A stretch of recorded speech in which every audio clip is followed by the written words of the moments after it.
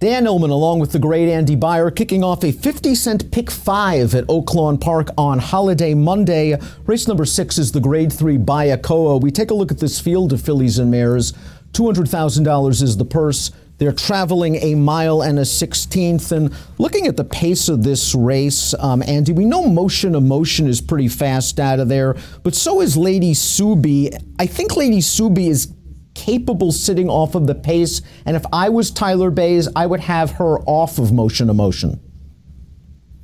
I don't know how it's going to set up. I mean, last time Lady Suebian was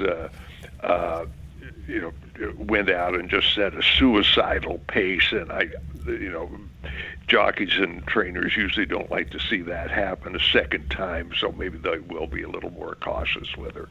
We'll throw up the Timeform U.S. pace projector for this race. Timeform U.S. believes that Lady Suebian, listen, she went very, very fast. As Andy mentioned last time out, can make the lead. Motion Emotion went very, very fast during the spring of 2019 when some tough defeats in the Honeybee and Fantasy. You could argue that she might have been best in both of those races. She obviously has speed as well. Let's talk about Gold Standard, a horse with tactical speed, drawn to the inside for trainer Brad Cox. This will be her 4-year-old debut. She's raced in stakes competition twice, Andy, and while she's fallen short on both occasions, I think she's done some good things in both of those races. She was beaten in the Remington Oaks by Lady Apple. It was only a 4-horse field. She was up and on the pace throughout. And in the Comely last time out, going a mile and an eighth, she ran into a sharp horse in Beyer. That being said, in the Comely, I thought she had all the best of it on the lead. Yeah, if we've said it in another context, I mean, Brad Cox is one of the trainers at Oaklawn that you're always scared to leave out. But I just don't think that Gold Standard is is as good as she may look at first glance. Her 2 stakes races were fields limited to 3-year-olds, and it's a big step up for many horses to move from 3-year-old competition to meet the olders. Her race at Aqueduct was against a field that was just so. I mean, Beyer came out of there and came back and won as a 1-2 favorite and got a figure of 82 in her next start. I just don't think she's as good as some of the others in here. The 2 Google Yourself is a very honest horse. If you take out the one race against Elate in the Fleur de Lis where she was simply overmatched, it's just good effort after good effort after good effort. She is very honest. She was second last time out in the Falls City, going a mile and an eighth. Personally, I believe a mile and an eighth is a little bit far for her. Cutting back to a mile and a 16th should work out, and she does have tactical speed. If there is a little bit of a hookup early between Motion Emotion and Lady Suebian, go Google Yourself could be sitting in the catbird seat. Her next to last race was particularly good. I mean, she beat My Lady Curlin in there. My Lady Curlin, came into that Locust Grove, with 5 wins in a row. So that was a solid effort. And as you say, at the slightly longer distance, My Lady Curlin did turn the tables on her. But this mare, runs well every time, and has got figures that are about equal to everybody else. So she's definitely a contender. Karen's always been an honest horse. She's multiple graded stakes place. She went through the auction ring at Keeneland November and sold for $180,000. And she's rewarded her connections with 2 stakes placings, one against graded horses. I've always felt that the longer was not necessarily the better for her. I've always thought that she was at her best as a late running 7-furlong, maybe 1-turn miler. I'm not sure against these kind of horses going a mile and a 16th is really what she wants to do, but perhaps a fast pace would help her kick. Well, she had a fast pace last time, and it didn't really help her that much. I mean, this is the one horse in this field I feel I can confidently eliminate. Let's talk about Motion Emotion, because she was kind of the bee's knees for a little while when she began her 3-year-old campaign at Oaklawn. 2 impressive wins. And then we talked about the Honeybee and the Fantasy, where she rolled along on fast paces as the favorite in both of those races and just was run down late. You could argue she ran the best race in both of them. The Kentucky Oaks, I'm perfectly willing to throw that out, battling on the lead. She's come back and she's shown a little bit more of a rating gear, which I guess is you could chalk up to maturity. Last time out in the La Brea going 7 furlongs. I just don't think she's a sprinter. I think this is what she wants, a middle distance horse with good front end or pressing speed. Yeah, I just don't think she's the same horse that she was back at Oaklawn. I mean, after the Kentucky Oaks, she was sold, or at least an interest in her was sold to Abadanza Racing, which is a syndicate that buys fillies and races them and then tries to sell them. And there was a trainer change from Tom Van Berg, who'd had all the success with her at Oaklawn. Now, Richard Baltus is an accomplished trainer, probably more accomplished than Van Berg, but he's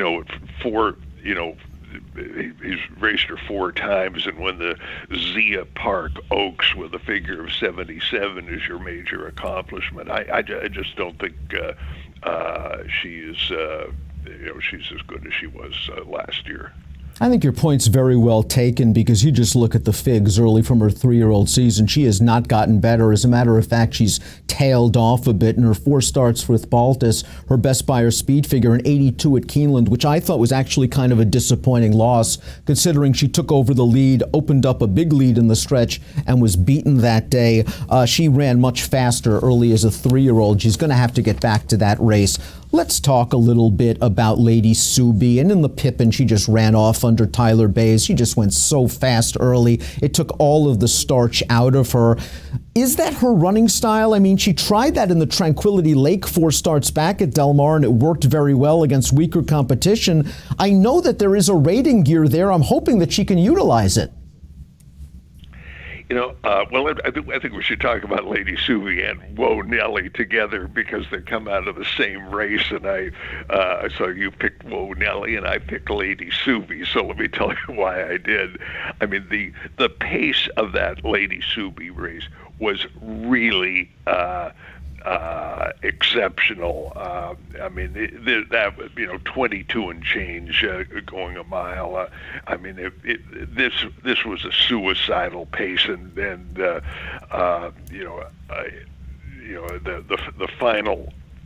final quarter was like 27 and change.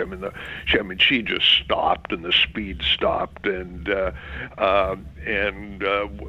Whoa Nelly flew past her. I mean, it might have looked good visually, but when you're closing into about a 27.6 quarter,